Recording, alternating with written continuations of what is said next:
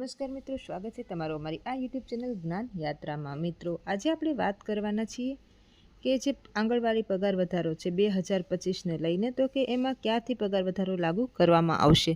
તો મિત્રો, આજના વિડીયોમાં આપણે વાત કરવાના છીએ કે આંગણવાડી વર્કરોને હવે 24,800 રૂપિયા આપવામાં આવશે અને હેલ્પરોને 20,300 રૂપિયા ચૂકવવામાં આવશે અને રાજ્યની દરેક આંગણવાડી બહેનોને લઘુત્તમ વેતન વધારો ચૂકવી દેવાનો આદેશ આપવામાં આવ્યો છે।